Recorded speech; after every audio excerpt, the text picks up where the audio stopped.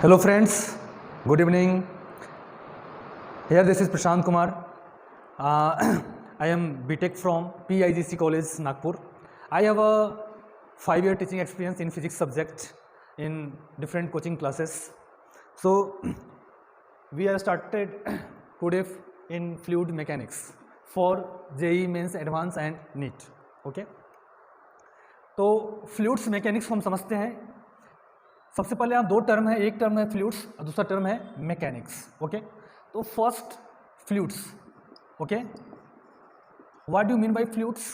Fluids का मतलब होता है tends to flow. Tends to flow. Which substance to tends to flow? वैसा सब्सटेंस जो फ्लो होना चाहे उसको क्या बोलेंगे? फ्लूइड्स बोलेंगे. राइट. इसमें दो टर्म आएंगे. एक टर्म आएगा लिक्विड हो सकता है और गैस. लिक्विड और गैस को हम क्या करा सकते हैं? फ्लो करा सकते हैं. अगर ये फ्लो करेगा तो हम किसकी स्टडी करेंगे? फ्लूइड की स्टडी करेंगे. अब इसके फ्लो होने के भी कुछ कंडीशंस होते हैं, कुछ एजम्पशंस होते हैं. हमारा जो भी एजम्पशंस रहेगा आइडियल पे रहेगा. हमारा जो कुछ एजम्पशन है वो कैसा है? आइडियल है. आइडियल हमारे एजम्पशंस है फ्लूइड्स के रिगार्डिंग. अभी मैं थोड़ा मैकेनिक्स टर्म को भी मैं एक्सप्लेन कर देता हूँ. What do mean bye mechanics? जिसमें मैकेनिकल वर्क होता है. फ्लूइड्स अपने आप में बहुत बड़ा चैप्टर है. फ्लूइड्स अपने आप में बहुत बड़ा चैप्टर है. इसको हम जेई और नीट या समथिंग डिफरेंट एग्जामिनेशन के लिए तो पढ़ते ही हैं. अगर इसके ऊपर रिसर्च किया जाए तो बहुत बड़ा टॉपिक है. ठीक है, तो अपने सिलेबस के अकॉर्डिंग मैं बात करूं मैकेनिक्स के बारे में. जिससे मैकेनिकल वर्क होता है उसको क्या बोलते हैं? मैकेनिक्स बोलते हैं. हमारी जो स्टडी है फ्लूइड्स में पूरा मैकेनिकल के ऊपर है. अब मैकेनिकल वर्क का मतलब क्या होता है? जिसमें फोर्स लगता है, जिसमें ग्रेविटेशनल फोर्स लगे, जिसमें टॉर्क लगे, जिसका सेंटर ऑफ मास फिक्स हो. तो ये सारे कंडीशन जिस बॉडी में हो रही है हम समझते हैं मैकेनिक्स की पार्ट हम स्टडी कर रहे हैं. जैसे मोशन की पार्ट है तो मोशन भी करता है, तो बॉडी में वेलोसिटी होती है, एक्सेलरेशन होती है, डिस्प्लेसमेंट होती है. तो यहाँ भी कुछ वैसा ही होने वाला है. फ्लूइड्स में हम एक और कंडीशन समझेंगे. फ्लूइड्स को मैं समझाऊँ आपको. तो आइडियल फ्लूइड्स दोनों के लिए पढ़ेंगे. फ्लूइड्स को मैं दो भाग में डिवाइड कर देता हूँ. एक हम पढ़ेंगे स्टैटिक्स फ्लूइड्स और दूसरा हम पढ़ने वाले हैं डायनेमिक. स्टैटिक और डायनेमिक. स्टैटिक का मतलब होता है रेस्ट और डायनेमिक का मतलब होता है मोशन. ये भी एक पार्ट है समझना कि कब समझेंगे फ्लूइड हमारा स्टैटिक है और कब समझेंगे फ्लूइड हमारा डायनेमिक है. इसको हम बारी बारी से क्लियर कर लेते हैं. सबसे पहले हम समझ लेते हैं, मैंने बोला आपको जो पढ़ना है आइडियल फ्लूइड्स के बारे में पढ़ना है. तो आइडियल फ्लूइड्स क्या बोलता है? क्या है आइडियल फ्लूइड्स? इसके जो कुछ एजम्पशंस है आइडियल फ्लूइड्स के वो हम देख लेते हैं. पहला कंडीशन है कि हमारा जो फ्लूइड्स होना चाहिए इनकम्प्रेसिबल होना चाहिए. क्या होना चाहिए? इनकम्प्रेसिबल होना चाहिए. दूसरा कंडीशन है नॉन विस्कस होना चाहिए. क्या होना चाहिए? नॉन विस्कस होना चाहिए. इनकम्प्रेसिबल को और हम डिफाइन करते हैं. इनकम्प्रेसिबल का मतलब होता है फिक्स्ड हमारा होना चाहिए. इसका मास, वॉल्यूम और डेंसिटी. आप बोलेंगे कि सर ये फिक्स करने की क्या जरूरत है? इसके लिए जरूरत है क्योंकि हमको पढ़ना है फ्लूइड मैकेनिक्स. अगर हम किसी बॉडी का मास, वॉल्यूम और डेंसिटी को फिक्स नहीं करेंगे तो उसके सेंटर ऑफ मास क्या हो जाएंगे? चेंज हो जाएंगे. इसको मैं एग्जांपल से समझाता हूँ, डायग्राम से समझाता हूँ. नॉन विस्कस का भी वही कहानी. विस्कस का मतलब होता है फ्रिक्शन फोर्स. अगर वाटर के, लिक्विड के सरफेस में, उसके लेयर में जो फोर्स लग रहा है वो लगना नहीं चाहिए. अगर फोर्स लगेगा तो हमारा जो मॉलिक्यूल्स है उसका सेंटर ऑफ मास वो क्या हो जाएगा? डिस्टर्ब हो जाएगा. उसका सेंटर ऑफ मास चेंज कर जाएगा, उसकी डेंसिटी चेंज कर जाएगी. ठीक है. और दूसरी बात है कि दोनों जो लिक्विड अलग अलग हम लिक्विड लेते हैं तो दोनों मिक्स कर जाएंगे. जैसे इसको हम समझते हैं एग्जांपल से.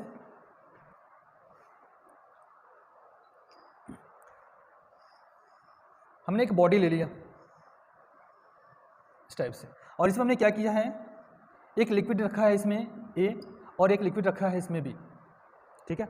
आप देखेंगे अगर इस स्फीयर को मैं मूव कराऊंगा, अभी हम कंडीशन समझ रहे हैं विस्कस वाली.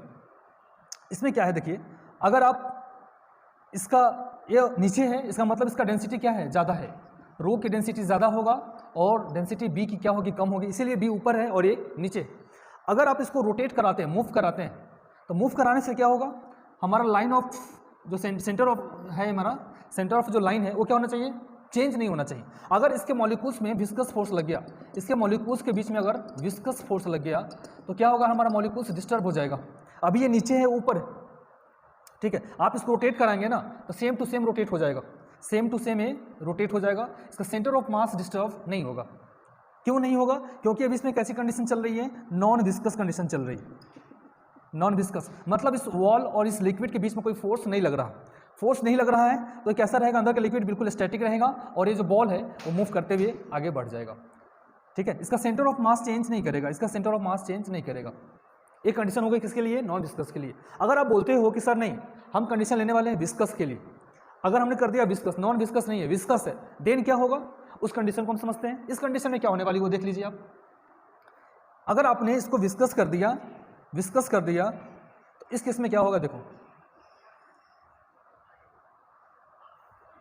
ये था ए और ये था बी। इस केस में क्या होने वाला है, जैसे ही आप इसको मूव कराओगे ना, फ्रिक्शन हो गया तो ए पार्ट इधर जाना चाहेगा, ए वाला पार्ट नीचे आना चाहेगा, फिर ये ऊपर जाना चाहेगा, ये वाला पार्ट नीचे आना चाहेगा, फिर ऊपर जाएगा, ये वाली पार्ट नीचे आएगी। ऐसे क्या होगा, ये मिक्स करना शुरू कर देगा। ये क्या करेगा, मिक्स करना शुरू करेगा। और अगले कंडीशन में, अगले डायग्राम में इसको आप देख सकते हैं, अगले डायग्राम में क्या हो जाएगा, अब जो सेंटर ऑफ मास आप देख रहे थे नीचे वाला ज़्यादा था ऊपर वाला कम था, अभी क्या होगा, दोनों मिक्स हो जाएगा, क्योंकि दोनों क्या सेंटर ऑफ मास क्या हो जाएगा, चेंज हो जाएगा और लगभग इसका सेंटर ऑफ मास यहाँ आ जाएगा। पहले सेंटर ऑफ मास कहाँ था इसका, देखिए, और इस बॉडी का सेंटर ऑफ मास ले हम तो यहाँ पे आता है, लेकिन हमने यहाँ पे बोला था क्योंकि ए का मास क्या है, ए का डेंसिटी ज़्यादा है। डेंसिटी ज़्यादा का मतलब क्या हुआ, इसके मॉलिक्यूल्स ज़्यादा अटैच होंगे। ठीक है, अटैच होने के कारण इसका सेंटर ऑफ मास क्या हो गया, नीचे हो गया, इसका ऊपर रहा होगा। अभी पूरे बॉडी का देख लेंगे, मिक्स होने के बाद दोनों एक दूसरे क्या कर दिया, सेंटर ऑफ मास क्या हो गया, इसका इंटरचेंज कर गया। दैट मीन्स दोनों मिल जाएगा तो सेंटर ऑफ मास क्या हो गया, ऊपर हो गया। पूरा मैकेनिक्स का क्या हो गया, खराब हो गया। इसीलिए हमको क्या पढ़ना पड़ता है, नॉन विस्कस पढ़ना पड़ता है। इस पे और भी क्वेश्चन अच्छे आते हैं। डेंसिटी, मास, वॉल्यूम को मैं आपको एक्सप्लेन कर दूं, समझा दूं एक बार, फिर हम बात करेंगे स्टैटिक्स पे और डायनामिक्स पे। देखिए फिजिक्स कैसा है, अगर आपका बेसिक फंडा क्लियर नहीं है ना तो फिर आगे का बहुत दिक्कत होता है। कोई भी अच्छा सवाल हम ले लेंगे तो फिर दिक्कत हो जाएगी। जैसे 3 टर्म आपके पास में है, एक टर्म है मास, एक टर्म है वॉल्यूम और एक टर्म है डेंसिटी। ये 3 टर्म को समझना बहुत जरूरी है। ठीक है, मास, वॉल्यूम, डेंसिटी। मास को तो हर कोई समझ आते हैं, वॉल्यूम में थोड़ा सा दिक्कत होती है। वॉल्यूम को हम लोग वी से रिप्रेजेंट करते हैं, फॉर्मूला क्या लिखते हैं, l into b into h लिखते हैं, या आप इसको ऐसे लिख सकते हैं, एरिया इंटू हाइट हम बोल सकते हैं। डेंसिटी को हम लोग रो से रिप्रेजेंट करते हैं, मास को हम लोग एम से रिप्रेजेंट करते हैं। ठीक है, अगर किसी चीज़ की आपको डेंसिटी निकालनी है तो डेंसिटी का फॉर्मूला क्या होता है, total mass by total volume. यानी मास बाई वॉल्यूम को क्या बोलते हैं हम, डेंसिटी बोलते हैं। इस पर एक अच्छा सा न्यूमेरिकल भी आप देख सकते हैं। हम इसी फॉर्मूला का यूज करके आपको एक न्यूमेरिकल बता रहे हैं।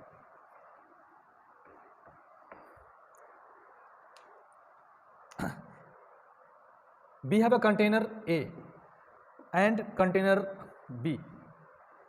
इस कंटेनर में एक लिक्विड रखा है A, इस कंटेनर में लिक्विड रखा है B। अभी हमने क्या करने हैं, केस 1 में एक कंटेनर लिया है C और एक कंटेनर लिया है D। इस कंटेनर में क्या करना है, एक बार इतने अमाउंट लेने हैं दोनों से। इस बार हमने क्या रखा है, इक्वल वॉल्यूम रखा है, इक्वल वॉल्यूम लिया है, केस नंबर 1। केस नंबर 2 बोलता है कि इस बार आपको क्या करना है, इक्वल मास लेना है। दोनों से इतना इतना लीजिए, क्या हो जाए, इक्वल मास हो जाए। इक्वल वॉल्यूम है यहाँ पे इक्वल मास। कंटेनर का नाम डी कर देते हैं। 2 कंडीशन आपके पास में दिए हैं। दोनों मिलाने के बाद इसकी डेंसिटी आ रही है 4 और इसकी डेंसिटी आ रही है 3। Then find density of A and density of B. Question समझ लेते हैं एक बार। क्वेश्चन क्या है, बहुत अच्छा क्वेश्चन है। अगर आप जेई के लिए कर रहे हैं क्वेश्चन तो ये आपसे बनना चाहिए, 2 मिनट के अंदर बन जाना चाहिए। बहुत इजी क्वेश्चन देखने में लग रहा है, लेकिन बहुत सारे बच्चे से नहीं बनता है। क्वेश्चन में क्या है, ए इसमें एक लिक्विड रखा हुआ है, ए एक लिक्विड रखा है इसमें बी। ऑब्वियसली दोनों का डेंसिटी अलग अलग है। इस बार हमने क्या किया, हमने यहाँ से इक्वल वॉल्यूम उठाया, यहाँ से इक्वल वॉल्यूम लिया और यहाँ से हमने क्या किया है, इक्वल वॉल्यूम लिया। ठीक है, तो इसकी डेंसिटी कितनी आ गई, 4 आ गई। दोनों मिलने के बाद इसकी डेंसिटी कितनी होगी, सी की 4। दूसरे कंडीशन बोलता है कि इस बार क्या करो, आप सेम मास का लेना है, इक्वल मास का लेना है। इधर से लीजिए और इधर से, मास बराबर होना चाहिए, मास उसका बराबर होना चाहिए। तब इसकी डेंसिटी दोनों मिलने के बाद कितनी आ रही है, 3। तो बताइए डेंसिटी ए का कितना होगा और बी का कितना होगा। ये बहुत ही खूबसूरत, बहुत ही अच्छा क्वेश्चन है। इसको हम 2 मिनट में सोल्व कर सकते हैं। जस्ट अभी जो मैंने फॉर्मूला लिखा था उसी फॉर्मूला से सोल्व हो जाएगा। सोल्व कैसे करेंगे वो देख लीजिए। डेंसिटी के लिए फॉर्मूला हमारे पास क्या है, total mass by total volume. Okay. Density आपको दे रखी है पहले कंडीशन के लिए, हम पहला कंडीशन यूज़ कर लेते हैं फॉर इक्वल वॉल्यूम के लिए। फॉर इक्वल वॉल्यूम की बात करें तो 4 हो जाएगा, डेंसिटी आपको 4 दिया हुआ है।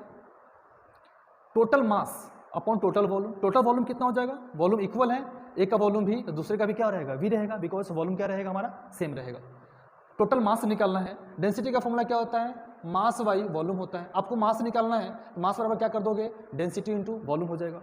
उसकी डेंसिटी क्या है, रो ए, यहाँ लिखेंगे रो ए इंटू वॉल्यूम क्या रहेगा, सेम वी प्लस दूसरे वाले के लिए डेंसिटी कितनी हो जाएगी, रो बी, वॉल्यूम कितना रहेगा वी, दोनों से भी कॉमन ले लीजिए, क्या हो जाएगा rho a plus rho b divide by 2v, v से v कैंसिल हो गया, 4 2 जा 8, 8 बराबर आया rho a plus rho b. This is the equation number 1। पहले कंडीशन से एक एक्सप्रेशन हमारे पास में आ गई, rho a plus rho b equal to 8। अब हम कंडीशन यूज करेंगे 2 का। इक्वेशन नंबर 2 कैसे आएगा वो देख लेते हैं। फॉर्मूला सेम वही लिखना है, रो बराबर क्या हो जाएगा, total mass by total volume. इस पर मास आपको बराबर बोला है, दैट मीन्स कि एम प्लस हम एम लिखने वाले हैं। आपको टोटल क्या चाहिए, वॉल्यूम चाहिए, इसका वॉल्यूम v1 हो जाएगा, उसका वॉल्यूम v2 हो जाएगा। यहाँ से आप वॉल्यूम का फॉर्मूला बना सकते हैं, क्या हो जाएगा, मास बाई डेंसिटी हो जाएगा। क्या हो जाएगा, मास बाई डेंसिटी, अलग अलग डेंसिटी लिख लेते हैं, यहाँ कर लीजिए v1, यहाँ कर लीजिए v2। ऊपर में हो जाएगा 2m, v1 कैसे निकालेंगे, v1 हो जाएगा m by rho a plus m by rho b, 2m divide by m दोनों से कॉमन ले लेंगे, यहाँ बचेगा 1 by rho a plus 1 by rho b, m cancel हो गया, क्या बचा 2 upon 1 by rho a plus 1 by rho b. इधर में कितना रो की वैल्यू 3 दे रखी है, यहाँ 3 लिख लेते हैं। जब आप इसको सोल्व कर लेंगे, सोल्व करेंगे, दो एक्सप्रेशन आ गए, एक्सप्रेशन नंबर 2 और एक्सप्रेशन नंबर 1, दोनों को सोल्व कर लीजिए। यहाँ से आपको मिल जाएगा rho A and row B की वैल्यू आएंगी जो 6 हो सकती है या 2 हो सकती है, किसी का 2 होगा तो किसी का 6 होगा। ये डेंसिटी के ऊपर सवाल था, वॉल्यूम के ऊपर सवाल था। डेंसिटी वॉल्यूम मास को समझने के मैंने न्यूमेरिकल आपको करवा के दिया।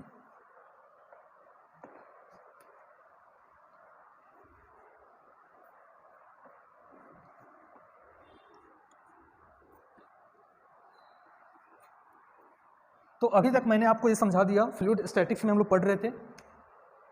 स्टैटिक्स फ्लूइड्स के लिए हमने पढ़ा कि मास क्या है, वॉल्यूम क्या है, डेंसिटी क्या है, इसके आइडियल कंडीशंस को भी आपने समझ गए। पहला कंडीशन क्या था, इनकम्प्रेसिबल होना चाहिए। इनकम्प्रेसिबल का मतलब है कि मास, वॉल्यूम और डेंसिटी हमारी फिक्स होनी चाहिए। दूसरा मैंने बोला नॉन विस्कस होना चाहिए। नॉन विस्कस का मतलब है कि लिक्विड के बीच में जो लेयर है वहाँ पे कोई भी फोर्स नहीं लगेगा, या जिस कंटेनर में हम रखे हैं उस कंटेनर और लिक्विड के बीच में फोर्स नहीं लगना चाहिए, दैट मीन्स नॉन विस्कस हो गया। क्यों नहीं लगना चाहिए वो भी मैंने आपको बताया कि सेंटर ऑफ मास, टॉर्क, हमारा फोर्स W बराबर mg जो लग रहा है वो चेंज हो जाएगा, हमारी पूरी मैकेनिक्स खराब हो जाएगी, इसीलिए हम इसका यूज नहीं करते। अब फ्लूइड्स को हम आगे बढ़ा रहे हैं, इसमें बहुत एक इंपॉर्टेंट टर्म आता है प्रेशर। प्रेशर को हम लोग P से रिप्रेजेंट करते हैं। प्रेशर क्या है, प्रेशर का फॉर्मूला बनता है P बराबर F बाई एरिया।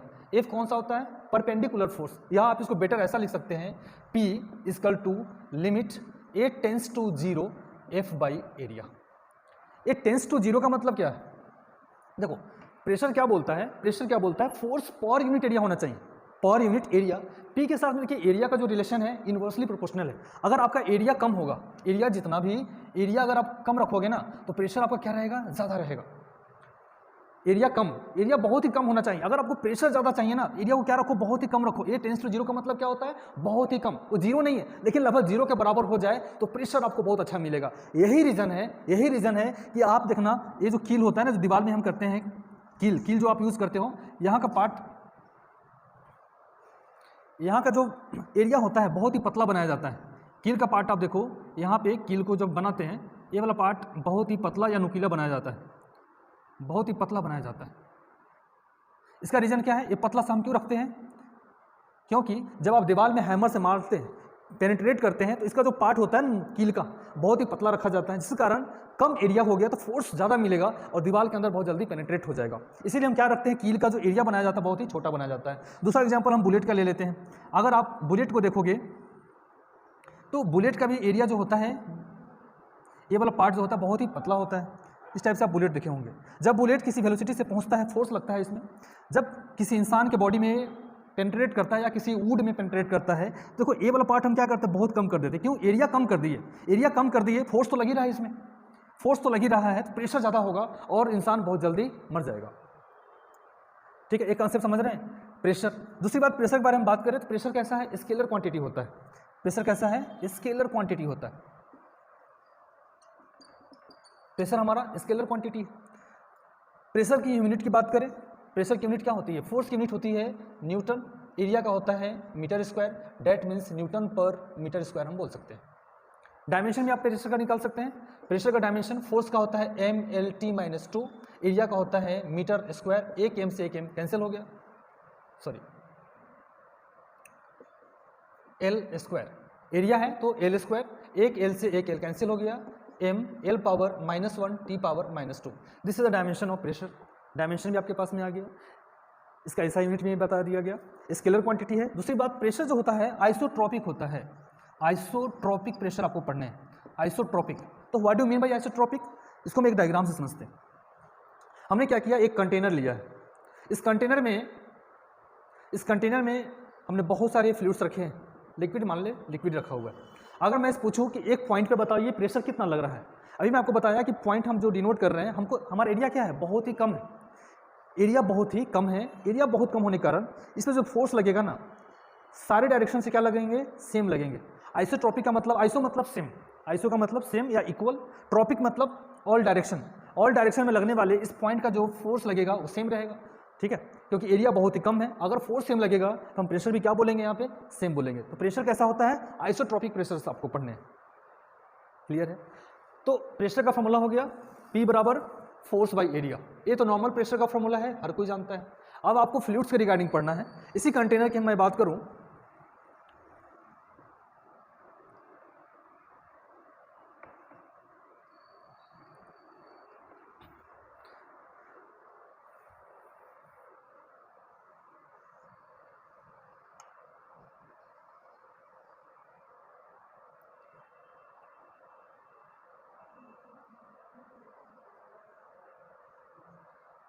इस कंटेनर के अंदर में फ्लूइड रखा हुआ है।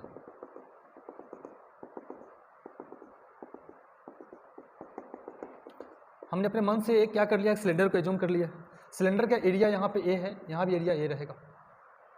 यहाँ का प्रेशर कितना होगा, इसका कुछ ना कुछ हाइट होगा, हाइट होगा, हाइट को हमने H बोल दिया। ऊपर से लग रहा है प्रेशर कौन सा, P0। यहाँ का प्रेशर कितना होगा, यहाँ का प्रेशर P1, यहाँ का प्रेशर P2। तो हाइट के कारण एक प्रेशर लगता है जिसको हम बोलते हैं P2 माइनस P1 बराबर ρGH। एस क्या बोलते हैं, ρGH। ρGH को हम बोलते हैं गॉज प्रेशर बोलते हैं, ये हमारा क्या है, गॉज प्रेशर बोलते हैं। अगर आपको यहाँ से P2 की प्रेशर निकालनी है तो P2 बराबर हो जाएगा P1 प्लस ρGH। अगर आपने P1, हमारा P1 यहाँ पे ऊपर से कौन सा प्रेशर लग रहा है, P0 लग रहा है, तो यहाँ पे P0 को हम एज्यूम नहीं कर रहे हैं, हमने सिर्फ बोला है आपको यहाँ पे ये वाली प्रेशर के लिए हम कंसीडर कर रहे हैं। तो ये जो प्रेशर बना P2 का जो प्रेशर होगा, इसको बोलेंगे हम लोग एब्सोल्यूट प्रेशर बोलते हैं, एब्सोल्यूट प्रेशर। P2 क्या हो गया, एब्सोल्यूट प्रेशर। और सिर्फ गॉज प्रेशर पूछेगा तो क्या लिखेंगे, ρGH लिखेंगे। हम इसका मतलब ये समझ सकते हैं कि हमारा जो प्रेशर है वो किस पे डिपेंड करता है, हाइट पे डिपेंड करता है। बिकॉज इस लिक्विड की जो डेंसिटी है रो, ये कांस्टेंट होती है, फिक्स होती है। जी हमारा क्या है, एक्सेलरेशन ड्यू टू ग्रेविटी है, ये हमारा डेंसिटी क्या रहेगा, कांस्टेंट रहेगा। जी क्या है, एक्सेलरेशन ड्यू टू ग्रेविटी है। एच क्या है, हाइट है। तो प्रेशर का फॉर्मूला P बराबर हमने लिखा ρGH, या चेंज इन प्रेशर भी आप इसको समझ सकते हैं। प्रेशर किस पे डिपेंड करता है, हाइट पे डिपेंड करता है। अगर प्रेशर आपको बढ़ाना है तो हाइट को बढ़ाना पड़ेगा, अगर आपको प्रेशर कम करना है तो हाइट को क्या करना पड़ेगा, कम करना पड़ेगा। इस कंटेनर में सबसे ज़्यादा प्रेशर कहाँ होगा, ऑब्वियसली अगर इस पूरे कंटेनर की हम बात करें, इस पूरे कंटेनर का हाइट हमने H ले लिया, तो प्रेशर कहाँ मिलेगा, नीचे लेवल का प्रेशर क्या होगा, सबसे ज़्यादा होगा। एक और रीजन समझिए, ये लिक्विड रखा हुआ है, लिक्विड का कुछ अपना वेट होगा, W बराबर mg किधर काम करेगा, नीचे काम करेगा। W बराबर mg किधर काम करेगा, नीचे काम करेगा। मास लग रहा, फोर्स लग रहा है। अभी आपको समझाया P बराबर होता है F बाई A। एरिया हमारा बहुत ही कम होना चाहिए और फोर्स से हमको कोई लेना देना नहीं है। प्रेशर हमको ज़्यादा करना है तो एरिया क्या करना पड़ेगा, कम करना पड़ेगा। हाइट धीरे धीरे क्या हो रही है, यहाँ से हम चेंज करेंगे तो हाइट हमारा बढ़ रहा है, हाइट यहाँ तक लेना पड़ेगा। ऊपर का हाइट कितना, 0, नीचे बढ़ा हाइट यहाँ तक कितना हो गया, H। तो हाइट बढ़ गया तो प्रेशर भी क्या होगा, बढ़ेगा। और ये मास है, W से देख लीजिए, फोर्स भी तो लगाएगा, नीचे में फोर्स लगाएगा तो प्रेशर बढ़ेगा। क्लियर है इतना। तो दोनों तरीके से हम समझ सकते हैं, फोर्स के हिसाब से भी समझ सकते हैं और हाइट के हिसाब से भी आप समझ सकते हैं। उस बॉडी में डेंसिटी है, जी काम कर रहा, जी आ गया, W बराबर mg, जी यहाँ भी है। फोर्स का फॉर्मूला क्या होता है, मास इंटू एक्सेलरेशन होता है अपॉन A। मास क्या है, डेंसिटी इंटू वॉल्यूम।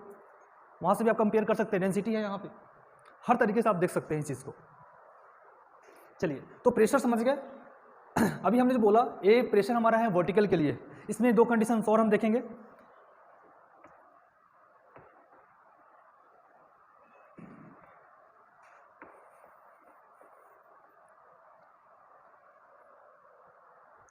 एक कंडीशन ये है, अगर हमने कंटेनर को ऊपर लेके जाएंगे तो क्या होगा, कंटेनर को नीचे लेके आएंगे तो क्या होगा, कंटेनर इधर जाएगा तो क्या होगा, और कंटेनर इधर जाएगा तो क्या होगा। ये चार केसेस आपको समझने हैं। हम इसको शॉर्ट में भी बता सकते हैं और इसको प्रूफ भी कर सकते हैं। पहले समझते हैं हम लोग कंडीशन, वर्टिकल कंडीशन समझते हैं।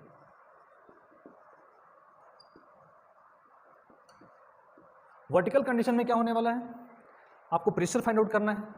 ऊपर जाएगा, जैसे ही ऊपर जाएगा तो एक्सेलरेशन W बराबर mg किधर काम करेगा, इसका W बराबर mg नीचे काम करेगा। W बराबर नीचे काम कर रहा है हमारा mg, ऊपर में जा रहा है एक्सेलरेशन, इसका एक और फोर्स काम करता है स्यूडो फोर्स जिसको बोलते हैं, वो हो जाएगा हमारा ma। और बॉडी कौन से कंडीशन में है, इक्विलिब्रियम कंडीशन में। कौन सी कंडीशन में है, बॉडी हमारा एट इक्विलिब्रियम कंडीशन में, इक्विलिब्रियम कंडीशन में। बॉडी इक्विलिब्रियम कंडीशन का मतलब क्या होता है, एफ नेट हमारा जीरो होना चाहिए। इस बॉडी पे अगर हम कोई सिलेंडर मान लेते हैं, इसके अंदर में एजम्पशन हमारा सिलेंडर हो सकता है, क्यूब हो सकता है, कोई भी चीज़ से रखे हम एज्यूम कर सकते हैं। तो इक्विलिब्रियम कंडीशन में देखेंगे यहाँ का जो फोर्स होगा तो ऊपर से भी तो फोर्स लगेगा, W बराबर काम करेगा, इसका नीचे में काम करेगा, W बराबर mg काम करेगा। हमने पूरा वाटर का नहीं लिया, सिर्फ हमने सिलेंडर का लिया। इस केस में क्या हो सकती है, अगर यहाँ का एरिया ए है तो यहाँ का एरिया ए होगा, यहाँ का प्रेशर कितना हो जाएगा P1, यहाँ का प्रेशर कितना हो जाएगा P2, फोर्स रहेगा F1, फोर्स रहेगा F2। इक्विलिब्रियम कंडीशन में ऊपर लगने वाले फोर्स को नीचे लगने वाले फोर्स से बराबर करना पड़ेगा।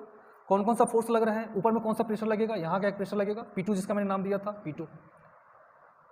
ऊपर में कौन सा प्रेशर लग रहा है, P1 लग रहा है, और नीचे में एक फोर्स लग रहा है MA। एरिया सभी का क्या है, सेम। ऊपर से कौन सा प्रेशर लग रहा है, नीचे में P1, नीचे में और लग रहा है कौन सा, MA लग रहा है। W बराबर mg भी कर देते हैं, वेट का भी तो फोर्स लग रहा है इस P2 के लिए क्या लिखेंगे, यहाँ से भी आप क्या कर सकते हैं, P1 लिख लीजिए, M दोनों में कॉमन ले लीजिए, ये लिखेंगे A प्लस जी। अगर मास को आपको चेंज करना है, मास नहीं दिया हुआ है तो आप चेंज कर सकते हैं, P1 प्लस ये हो जाएगा रो इंटू H, ये हो जाएगा A प्लस जी। इसको हम बोलते हैं जी इफेक्टिव बोलते हैं, इसको क्या बोलते हैं, जी इफेक्टिव। प्रेशर P2 बराबर क्या मिल जाएगा, यहाँ का P2 बराबर मिलेगा P1 plus rho g A plus g मिलेगा। कब, जब अगर आप इस फ्लूइड को ऊपर लेके जा रहे हैं तब।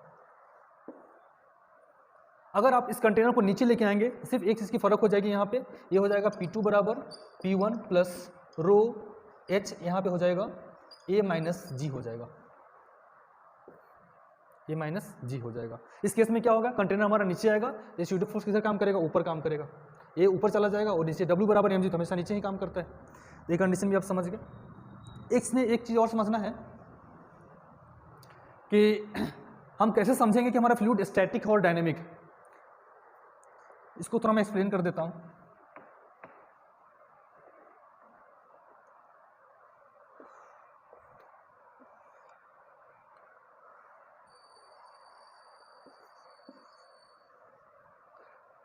एक कंटेनर है, और इस कंटेनर को अगर हम पूरे कंटेनर को, ट्रक को, जो भी है, अगर हम v स्पीड से लेके चल रहे हैं, अब वेलोसिटी हमारी कांस्टेंट है, इसमें फ्लूइड रखा हुआ है, इसमें बहुत सारे लिक्विड्स रखे हुए हैं, और कोई बंदा यहीं पे बैठ के देख रहा है, तो उसको क्या लगेगा कि फ्लूइड बिल्कुल स्टैटिक है, रुका हुआ है। तो हमेशा आपको ध्यान रखना है ऑब्जर्वर कहाँ बैठा हुआ है, रेफरेंस हमारा कौन सा होना चाहिए, ऑब्जर्वर होना चाहिए। ऑब्जर्वर को जो दिखेगा उसके हिसाब से, गाड़ी की स्पीड भले ही कांस्टेंट है, अभी भी जो कंडीशन है, जो नोमेरिकल्स बनेंगे, जो प्रॉब्लम्स बनेंगे, वो किसके हिसाब से बनेंगे, स्टैटिक्स के इसमें फंडे लगेंगे, स्टैटिक्स के फंडा लगाना है और वहाँ से बनाना है। बिकॉज ऑब्जर्वर को क्या दिख रहा है कि फ्लूइड हमारा कैसा है, स्टैटिक्स है। आप बोलोगे सर चलो ठीक है, हम वेलोसिटी को चेंज करते हैं, वेलोसिटी को चेंज करते हैं, ए स्पीड से चल रही है, एक्सेलरेशन से चल रही है अभी, मतलब वेलोसिटी क्या हो गई, चेंज हो गई। तो अभी भी केस में किसको क्या दिखाई देगा, फ्लूइड रुका हुआ है।